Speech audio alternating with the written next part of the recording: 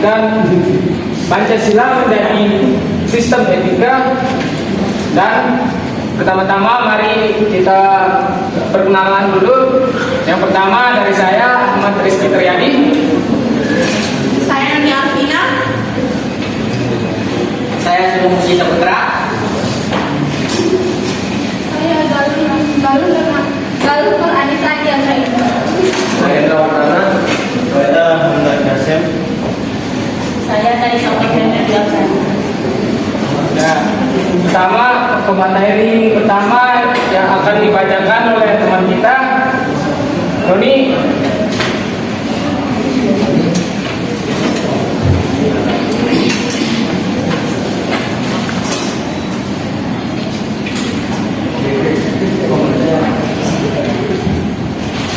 Oke, di sini saya akan membahas tentang materi konsep dan urgensi Pancasila sebagai sistem etika. Nah, di sini etika tidak asing lagi kan kata etika di benak kita.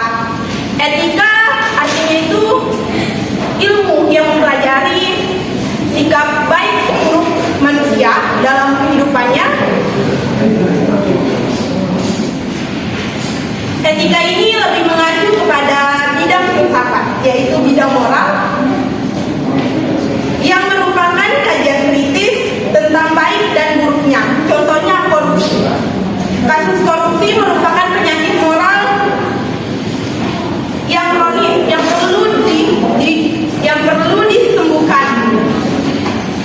Di sini ada beberapa aliran etika dalam filsafat yang meliputi satu, etika keutamaan. Apa sih itu etika keutamaan? Pasti di benak teman-teman bertanya-tanya, apa itu etika keutamaan? Etika keutamaan itu adalah atau disebut etika kebajikan. Adalah teori yang mempelajari tentang keadaan baik atau buruknya. Beberapa watak yang terkandung dalam etika keutamaan ini seperti rasa peduli kita. Contohnya itu misalkan ada teman kita yang kayak terkena musibah gitu, kita dengan inisiatif kita sendiri kita bakal ada rasa peduli gitu, peduli sesama teman, peduli sesama manusia. Selanjutnya etika teologis. Etika teologis adalah teori yang menyatakan bahwa hasil dan tindakan moral menentukan nilai tindakan atau kebenaran tindakan dan dilawankan dengan kewajiban. Aliran etika teologis meliputi hedonisme. Hedonisme itu adalah pandangan hidup yang menganggap bahwa orang akan menjadi bahagia dengan mencari banyak kebahagiaan di luar sana. Dan sedapat mungkin menghindari perasaan-perasaan yang menyakitkan. Lalu etika deontologis.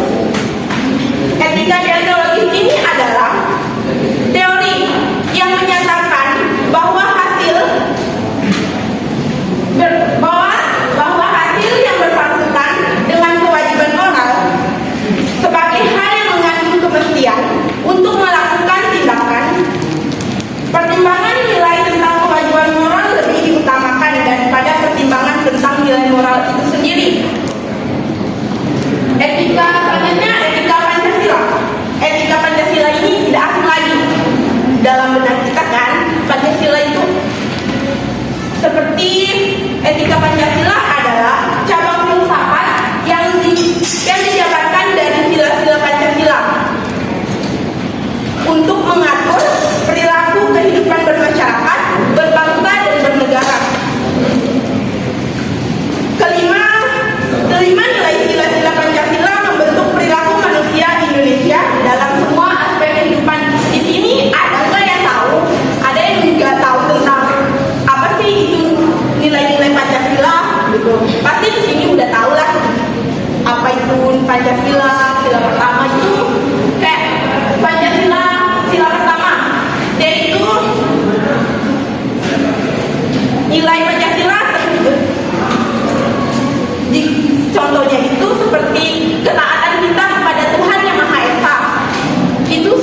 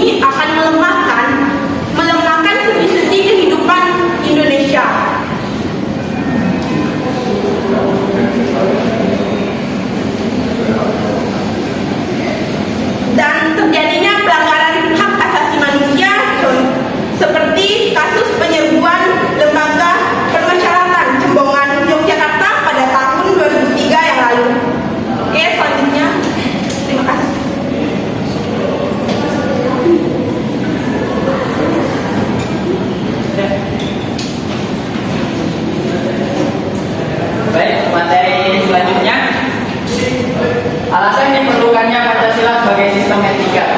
Yang pertama ada dekadensi moral.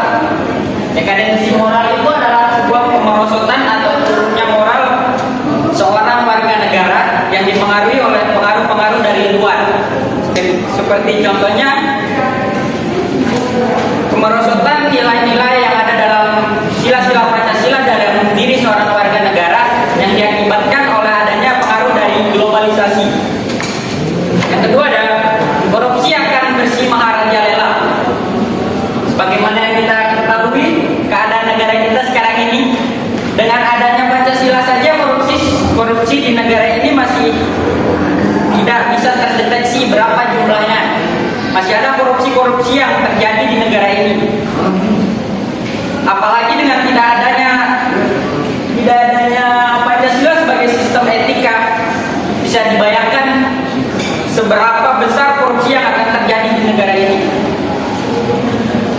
Yang ketiga ada kurangnya rasa perlu berkontribusi dalam pembangunan melalui pembayaran pajak. Seperti yang kita ketahui, pembayaran pajak ini bertujuan untuk pembangunan negara. Hasil dari pembayaran pajak warga negara ini akan digunakan untuk keperluan pembangunan negara. Yang dimana pembayaran pajak juga diperlukan agar tidak terjadinya ketimpangan sosial antara warga negara yang satu dengan warga negara yang lain.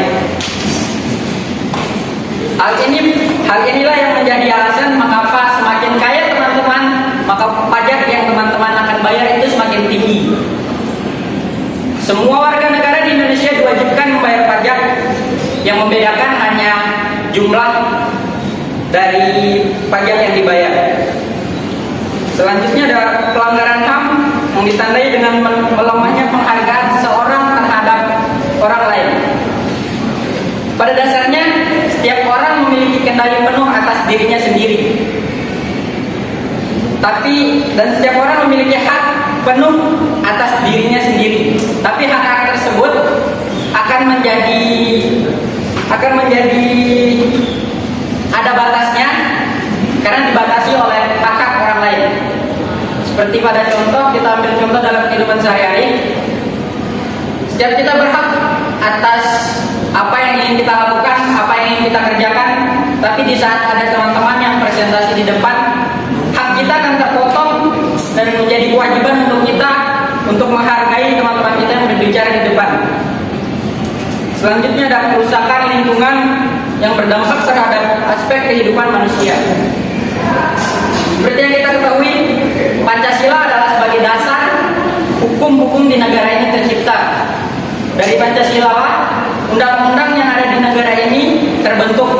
Salah satunya adalah undang-undang memelihara alam, menjaga alam, dan memanfaatkan alam sebanyak-banyaknya dan sebaik-baiknya untuk keperluan masyarakat dan keperluan bangsa dan negara. Ya.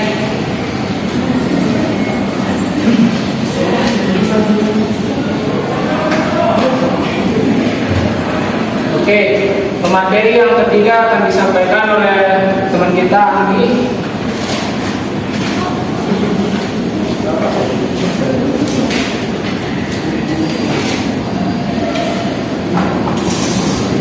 Sumber historis, sosiologis, dan politis tentang Pancasila sebagai sistem etika. 1. Sumber historis. Pada zaman Orde Lama, Pancasila sebagai sistem etika masih terbentuk sebagai filosofis atau intention. Artinya nilai-nilai Pancasila belum ditegakkan ke dalam sistem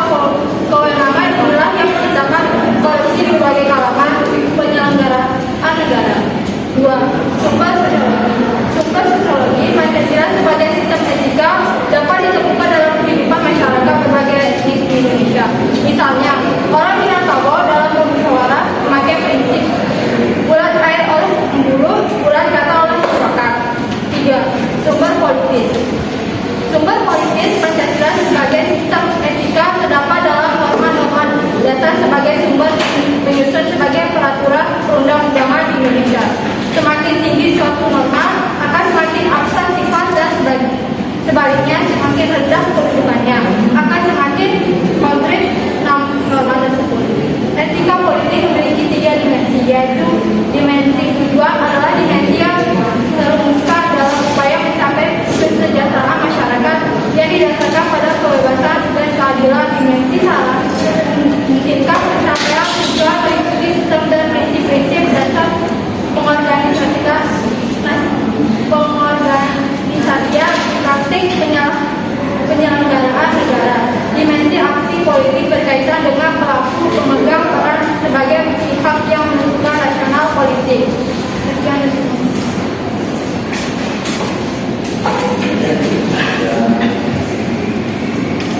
Oke, pemateri yang selanjutnya akan disampaikan oleh teman kita Indra Wardana.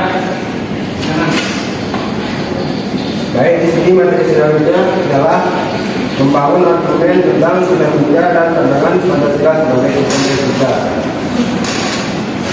Argumen tentang dinamika Pancasila sebagai sistem bernegara. Pertama, zaman Orde Lama. Pada zaman Orde Lama, pemilu diselenggarakan dengan semangat demokrasi dan diikuti banyak partai politik. Tetapi tidak dapat dikatakan bahwa pemerintah di Orde Lama mengikuti sistem etika Pancasila. Bahkan ada tudingan dari pihak Orde Baru bahwa pemilihan umum pada zaman Orde Lama dianggap terlalu liberal. Karena pemerintah Soekarno mengambil sistem demokrasi terpimpin dan cenderung otoriter.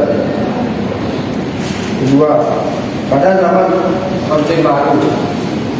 Pada zaman Orde Baru, sistem etika Pancasila diletakkan dalam bentuk penataran P4.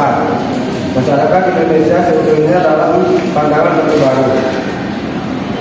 Artinya, manusia sebagai makhluk yang taat Tuhan Yang Maha Esa, manusia sebagai makhluk pribadi memiliki emosi yang memiliki pengertian.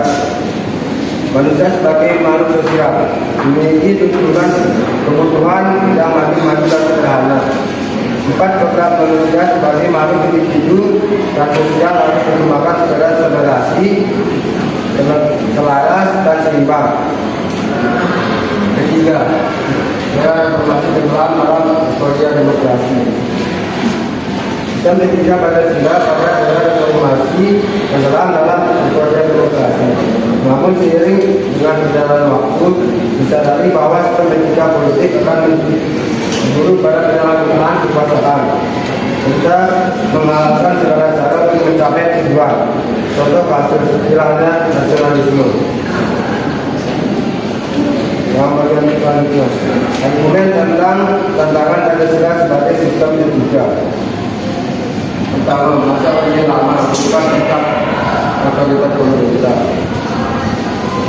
Hal tersebut tidak sesuai dengan sistem etika Pancasila yang lebih menonjolkan semangat musyawarah mufakat.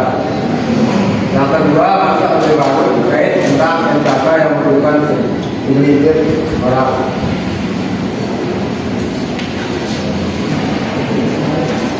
Tentangan terhadap sistem etika Pancasila pada Orde Baru terkait dengan masalah NKK, nepotisme, korupsi dan korupsi yang merugikan penyelenggaraan negara maupun sebagian orang. Yang ketiga, reformasi berupa kebebasan berpolitik.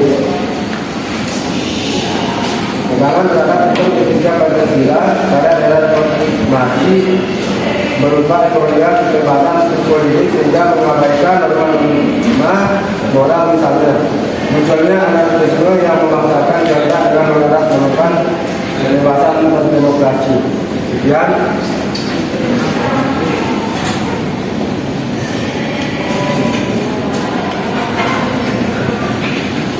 Oke, pemateri selanjutnya akan dibacakan oleh teman kita Hamdan Kasim. Baik, saya akan mempresentasikan mendefinisikan esensi dan urgensi Pancasila sebagai sistem etika. 1. Esensi Pancasila sebagai sistem etika. Hakikat sila ketuhanan terletak pada keyakinan bangsa Indonesia bahwa Tuhan sebagai penjamin prinsip-prinsip moral. Artinya, setiap perilaku yang negara harus didasarkan atas nilai-nilai moral yang bersumber pada norma agama. B. Hakikat sila kemanusiaan terletak pada astus humanus, yaitu tindakan manusia yang mengandung implikasi dan konsekuensi moral yang dibedakan dengan astus homini, yaitu tindakan manusia yang biasa. C. Hakikat sila persatuan terletak pada kesediaan untuk hidup bersama sebagai wadah bangsa yang mementingkan masalah bangsa di atas kepentingan individu atau kelompok. Sistem etika berdasarkan kepada semangat kebersamaan akan melahirkan kekuatan untuk menghadapi dan terasi nilai yang bersifat memecah belah bangsa. C. Hakikat sila kerakyatan terletak pada prinsip musyawarah untuk mufakat. Artinya menghargai diri sendiri sama dengan hanya menghargai orang lain. C. Hakikat sila keadilan sosial bagi seluruh rakyat Indonesia merupakan kewujudan dari sistem etika yang menekankan pada kewajiban semata, tetapi lebih menonjolkan keutamaan yang terkandung dalam nilai keadilan itu sendiri. 2. Urgensi Pancasila sebagai sistem etika. Hal-hal penting sangat urgen bagi pengembangan Pancasila sebagai sistem etika memiliki hal-hal sebagai berikut. 1. Keyakinan terhadap Tuhan sebagai penjamin prinsip moral. 2. Tindakan manusia mengandung nilai implikasi dan konsekuensi. 3. Semangat kebersamaan. 4. Musyawarah untuk mufakat. 5. Tidak menekan pada kewajiban semata.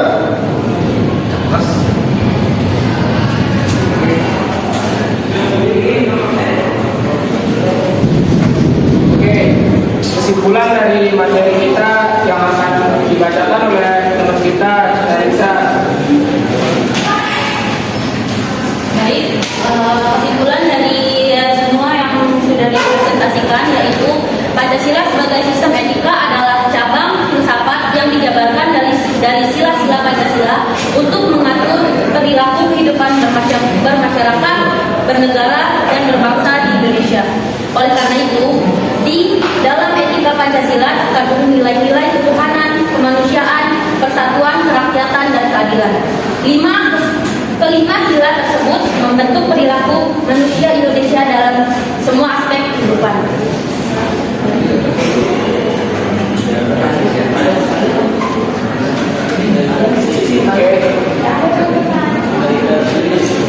Materi kita sudah habis dan mari kita tutup acara presentasi kita pada hari ini. Assalamualaikum warahmatullahi wabarakatuh.